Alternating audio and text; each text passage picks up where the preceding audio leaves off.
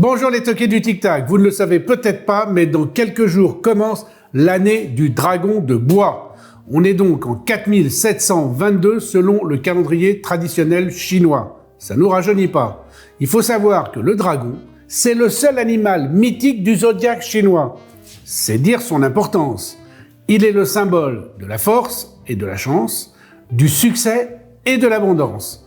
Associé au bois, comme cette année, puisque c'est l'année du dragon de bois, il prend en plus des vertus de créativité, de croissance et de renouveau. Quand on parle de croissance, évidemment, on parle du nombre d'abonnés sur la chaîne Franck Sensé, c'est évident. Et le premier qui chambre en disant « Franck a l'air fatigué sur cette émission », eh bien il a raison, car je descends à peine de l'avion qui me ramène de Miami, où je suis allé pour 2 jours en mode reportage sur la LVMH Watch Week. Alors autant vous dire que sur place, il y avait des petites merveilles que vous verrez bientôt. On est en train de préparer une émission. Et en attendant, je commence bien sûr par celle de l'année du dragon que j'ai vue à Miami et dont le design m'a littéralement époustouflé. La voici, la voilà, la voilue. Et comme d'habitude, je finirai cette émission par une petite merveille pour rester toujours fidèle à la tradition franck-senséienne de la cerise sur le plateau. Voici donc la Hublot Spirit of Big Band Titanium Dragon. Je vous la montre avant de vous en parler, car c'est vraiment l'aspect esthétique de la pièce que j'ai trouvé totalement bluffant. En fait, quand on entre dans le détail, ce sont différentes méthodes de travail qui font de cette montre ce qu'elle est. C'est l'alliance, que je dis l'alliance, on est chez Hublot, c'est la fusion de 2 métiers d'art particuliers, le découpage de papier pour le cadran et la marqueterie de caoutchouc pour le bracelet. Déjà, le dessin de ce dragon, qui pourrait être effrayant pour certains, en fait, est charmeur et séduisant. Et quand on le regarde de près, on est comme hypnotisé. Il faut dire que c'est la reproduction du dragon Long, imaginé par l'artiste Chen Fanwan, j'espère que je n'écorche pas son nom. Le dragon Long emprunte les traits de 9 animaux différents. Des yeux de crevette, des cornes de cerf, une bouche de taureau, un nez de chien, des moustaches de poisson-chat, une crinière de lion, des écailles de poisson, des griffes d'aigle et une longue queue de serpent. Incroyable, non? Complètement féerique. D'ailleurs, le signe du dragon est le seul des 12 signes chinois à être un animal mythique. Tous les autres sont des animaux existants. Revenons à l'artiste Chen Fanwan. Elle est considérée à juste titre comme l'une des spécialistes mondiales du découpage de papier chinois. Et le découpage de papier chinois, c'est une discipline qui est née il y a 2000 ans, en même temps que la création du papier. C'est-à-dire qu'ils ont créé l'art en même temps que le papier. Cet art, pour info, est inscrit à la liste représentative du patrimoine culturel immatériel de l'humanité. C'est quand même pas n'importe quoi. Bien sûr, le cadran, il n'est pas en papier. Mais franchement, le dessin est top, avec notamment des aiguilles qui se dressent sur la tête du dragon, qui ont la même forme que les aiguilles des heures et des minutes. C'est un dessin plutôt réussi. Le cadran est en fait un cadran étagé pour donner un petit peu un effet 3D avec des aiguilles et des vis et des rouages que l'on voit par étage. Les caractéristiques vis Hublot en H que l'on trouve habituellement sur les lunettes dessinent ici les yeux et font écho aux vis du boîtier tonneau en titane de 42 mm. Alors vous remarquerez que les vis des yeux sont parfaitement alignées alors que sur le boîtier elles ne le sont pas du tout. Mais ça, c'est une des signatures de Hublot et une volonté que d'avoir des vis fonctionnelles dont le H se positionne de façon aléatoire. Deuxième surprise sur cette montre, le corps du dragon qui se prolonge sur le bracelet, qui lui est en fait en écaille de caoutchouc selon une sorte de technique inspirée de la marqueterie. Tout est fait à la main car chaque écaille est remplie d'une couleur et ensuite c'est nano-vulcanisé pour se fixer au bracelet. C'est une super idée. Moi, j'avais jamais vu ça. Et mon petit doigt me dit que Hublot, avec cette trouvaille, vient d'ouvrir un nouveau champ des possibles sur les bracelets en caoutchouc à l'heure où l'éco-responsabilité et la planète est importante. Et oui, comment ne pas imaginer avec un bracelet en caoutchouc fait avec cette méthode qu'ils sont pas déjà en train de penser à des reproductions d'écailles de crocodile ou de lézard? Ça, à mon avis, Thierry Cardot, il a dû penser à ça. Pour finir, cette montre, ou plutôt cette œuvre d'art, est éditée en série limitée à 88 exemplaires. Elle embarque un calibre automatique qui lui assure une réserve de marche de 50 heures, visible au dos grâce au fond transparent en verre saphir. Vous aurez évidemment les prix et les caractéristiques de toutes les montres de cette émission dans l'excellent article de la douce et charmante Chloé, qui ne s'est pas transformée en dragon pour l'occasion, et là, on l'a échappé belle. Ah oui, juste un petit regret sur cette montre en ce qui me concerne. Une chose que j'aurais fait, et je dois avouer que quand je leur ai parlé de ça à Miami, on dit « Ah, on n'y a pas pensé, ça, c'est un peu con, on aurait dû y penser. » Ah, ils peuvent pas penser à tout. Déjà, c'est une montre super.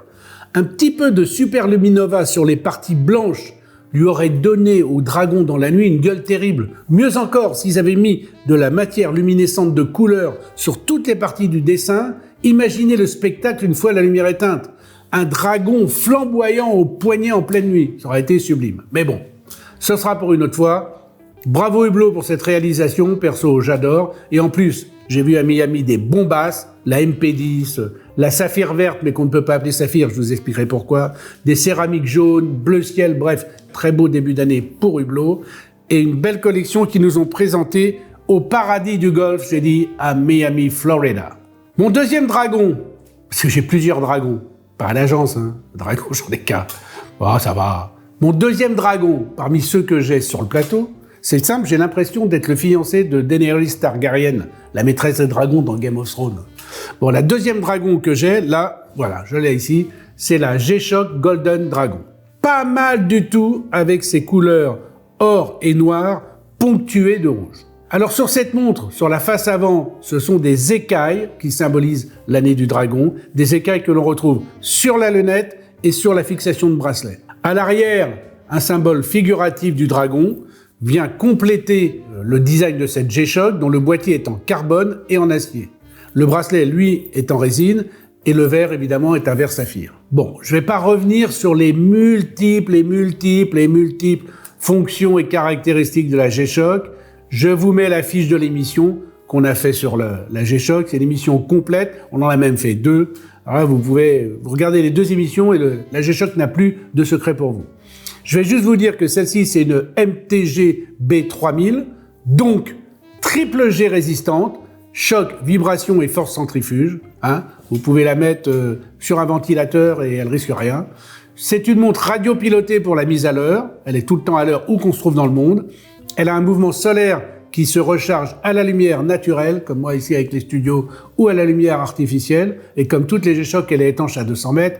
Et pour ceux qui me suivent, vous savez que 200 mètres, pour moi, c'est la bonne étanchéité pour faire tous les sports extrêmes que l'on souhaite faire. Petite information qui a son importance et que je tiens d'un informateur secret chez G-Shock. Son prix, que je ne donnerai pas puisque Chloé va le mettre dans son article, eh bien son prix, il est à peine plus cher pour une édition spéciale que la série normale. Et ça, c'est pas courant. Donc profitez-en pour courir à la boutique G-Shock de Paris, claquer une bise à l'ami Guillaume, celui qu'on appelle le Brad Pitt du Marais. Il adore ça. Et en plus, il va vous raconter 1000 histoires sur G-Shock et sur la montre et sur les anecdotes, etc. Vous allez acheter une montre et vous revenez, vous avez une encyclopédie G-Shock dans la tête, tellement il va vous raconter d'anecdotes et de petites informations truculentes. Prochaine montre, Hamilton. Pas n'importe quel Hamilton non plus, hein. C'est quand même la Hamilton qui n'aurait pas déplu à la plus iconique des idoles du rock and roll, puisqu'il s'agit d'une Ventura d'Hamilton. Ou plutôt de 2 Ventura d'Hamilton, puisque nous avons la chance d'avoir avec nous les 2 déclinaisons consacrées à l'année du dragon de bois. Son nom, Hamilton Ventura Elvis 80 Skeleton Dragon. Vous l'aurez deviné, il s'agit de la montre du King, montre dont le cadran a été pour l'occasion squeletté pour faire apparaître une tête de dragon. La première déclinaison possède un boîtier en acier inoxydable avec un revêtement PVD or rose, avec des yeux de dragon verts. Et la deuxième, qui est là, elle a un revêtement PVD noir avec des yeux de dragon rouge. Rouge d'ailleurs, comme la trotteuse qui se balade au-dessus du cadran, alors que celle-là, la trotteuse est dorée. Ce que j'aime sur ce modèle, c'est que le dragon n'est pas immédiatement identifiable quand on la porte, car lorsqu'on porte la montre, dans ce sens-là, il est quasi illisible. Mais c'est là le plaisir que vous aurez de dire au curieux qui va vous demander « Bah, tu portes quoi comme montre ?» Bah ouais, on me demande tout le temps ça. Eh bien, vous lui direz là, Hamilton, et puis quand vous la placerez dans ce sens-là, là, on voit la tête du dragon, on voit la gueule du dragon, et en plus, le cadran triangulaire dessine complètement le visage du dragon, la tête du dragon. Et ça, c'est super. À travers le découpage du cadran, on aperçoit en plus les rouages du calibre H10S, qui est doté d'une belle réserve de marche, 80 heures, et d'un spiral Nivacron. Spiral Nivacron qui, je le rappelle, est moins sensible au magnétisme, et donc qui permet d'avoir une meilleure chronométrie au calibre.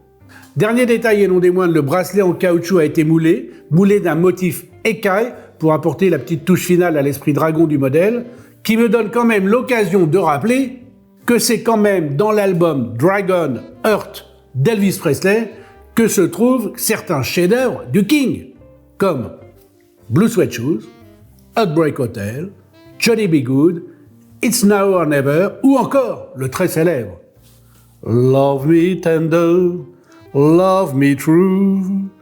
Bah allez, on s'égare, vous voyez, dès que je chante comme ça, là il y a Chacha, elle est derrière l'écran, elle est tombée dans les pommes, elle a cru que j'étais Elvis Presley. Donc voilà pour la montre du King. Maintenant, on va passer à une autre montre extrêmement sympa, la Bell Eros. Chez Bell Eros, c'est évidemment une BR05 Heartline qui a servi de support pour créer la pièce dédiée à l'année du dragon de bois. Quand je dis dragon de bois, ça me fait penser à une anecdote il y a très longtemps au Figaro, quand j'étais journaliste au Figaro. Je vais la raconter et puis on verra bien si à la production il l'enlève. Il y avait un journaliste, un reporter de guerre, qui faisait des notes de frais. Donc quand on faisait ces notes de frais, vous mettez restaurant, $100, quand vous êtes en reportage dans la guerre et tout, taxi, $20, etc., hôtel, et même traducteur, accompagnateur, guide. Et dans ces notes de frais, il y avait une ligne où il y avait marqué ONPB, $20. Et puis ONPB, $30. Et ça pendant des années. Et un jour, il y a un nouveau contrôleur de gestion qui est arrivé, qui a regardé les notes de frais, et puis il a dit, mais c'est quoi ONPB? Parce qu'il ne comprenait pas. Donc il est allé voir le journaliste, dont je tairai le nom évidemment, et le journaliste lui a répondu, mais ONPB, ça veut dire on n'est pas de bois. Le mec, il passait les péripatéticiennes sur ses notes de frais. Voilà. Il a une petite anecdote un peu marrante. Je pense que comme c'était un très vieux journaliste et que je vous parle de ça il y a 30 ans, à mon avis, il est mort aujourd'hui. Mais c'était rigolo parce que ça avait fait marrer tout le journal. Toute la rédaction avait rigolé de ça quand on avait appris. On revient un peu à nos moutons, là. Enfin, pas à nos moutons, on revient à nos dragons. Donc là, cette Bell Eros, en fin de compte, elle a été construite dans un esprit de tatouage, qui a été choisi comme le territoire d'expression pour illustrer le dragon. J'irais même full tattoo, puisque le dessin commence sur le cadran, se poursuit sur la lunette et se finit sur le bracelet. Alors comme sur un vrai tatouage, Bell Eros a utilisé les effets d'ombre et de lumière en jouant sur l'épaisseur et la finesse des traits. C'est vraiment très réussi. Du coup, ils ont réalisé un tatouage métallique qui a été gravé au laser et c'est vraiment très cool à regarder. Chaque maillon a été gravé un par un pour que le dessin s'assemble une fois que le bracelet est assemblé. Évidemment, les derniers maillons, ceux qui sont près de la boucle déployante, ont tous le même motif, puisque quand il faut mettre le bracelet à la taille, il faut parfois enlever 1, 2 ou 3 maillons, et donc il ne fallait pas détruire le dessin en enlevant les maillons. Donc le dessin reste intact, même quand vous la mettez à la taille. L'œil averti, et l'œil averti c'est celui de Wagram, puisque c'est lui qui me l'a fait remarquer, aura remarqué une petite tête gravée sur le bracelet, mais je ne sais pas ce que ça la symbolise. Si vous avez la réponse, vous laissez le commentaire qui va avec. La seule chose que je peux vous dire, c'est que quand on porte cette montre au poignet, l'effet est saisissant, parce qu'en fonction de la lumière, on voit des bouts de tatouage qui apparaissent. Et ça va séduire les amateurs de tatouage, comme par exemple Philippe Guilhem, l'incontournable joaillier de Megève, ou encore Christian Selmoni, l'intarissable historien de la manufacture Vacheron-Constantin, dont les tatouages respectifs sont de véritables chefs-d'œuvre qui mériteraient d'être inscrits au patrimoine vivant de l'UNESCO. Salut les copains. Côté calibre, un mouvement à remontage automatique qui assure 54 heures de réserve de marche et qui anime des aiguilles qui sont comme ça, ce sont des aiguilles dites serpentines et qui font écho au dessin de la moustache du dragon. Belle petite montre, sympa, une belle exploitation de la surface de la montre avec un dessin, c'est très réussi, bravo Bell Eros. Et voici venu le temps, non pas le temps des cerises, mais le temps de la cerise sur le plateau avec la Dior Grand Soir Year of the Dragon. Il faut reconnaître que, côté créativité, chez Dior, en ce début d'année, ils font fort. Après la sortie de la nouvelle collection Chiffre Rouge, juste topissime. Je vous mets l'affiche, pour ceux qui ne l'ont pas encore vue, parce que si celle-là vous ne l'avez pas vue, il faut la voir. Voici une déclinaison très inspirée qui arrive dans la collection Grand Soir. La représentation du dragon est sublime et s'apparente à un masque que l'on pourrait porter à Versailles, par exemple pour un bal masqué chic. Bal masqué, évidemment, si je dis ça pour Dior, c'est pas par hasard. Coiffé d'une crinière en plumes d'or et composé d'un subtil étagement de petites lamelles d'or gravées, ça fait apparaître un dragon qui à la fois est joyeux et qui habille un cadran soleillé qui lui-même est de couleur or. Les yeux du dragon sont des diamants taille marquise. Et en fait, ça prend le moindre rayon de lumière pour faire un petit éclat dans les yeux, c'est juste sublime. Et il y a aussi 4 petits diamants qui sont placés sur les joues de l'animal. Donc ça, c'est vraiment un truc sympa. Le boîtier en acier est pourvu d'une lunette en or, lunette sertie de 52 diamants, pour un total de 1,30 carats, ce qui ajoute encore un peu à la préciosité de l'ensemble, qui est servi sur un bracelet en satin. Le calibre est un mouvement automatique suisse que l'on peut apercevoir, et je dis bien apercevoir seulement, car le choix créatif de la maison Dior a été de placer non pas un fond saphir transparent, mais un fond diaphane qui permet d'à peine distinguer les rouages et la masse oscillante plaquée or. Autre détail, la couronne est gravée d'un CD, C pour Christian et D pour Dior, comme pour souligner le nom Dior qui lui n'est pas marqué sur le cadran, mais qui est sur le verre de la montre, je pense à l'intérieur dans le verre de la montre, comme flottant au-dessus des plumes d'or qui sont sur la tête du dragon. Franchement, c'est un bel effet, c'est très sympa, et le logo Dior, il est évidemment aussi doré. Alors bien sûr, il ne faut pas oublier que toutes ces montres, lorsqu'elles sont arrêtées, elles vous donnent l'heure exacte, 2 fois par jour.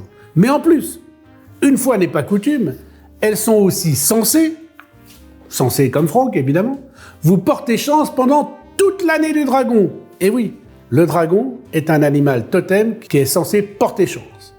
Donc moi je vais les prendre, je vais en mettre 3 là, je vais aller jouer au loto et je vous dis à tout à l'heure.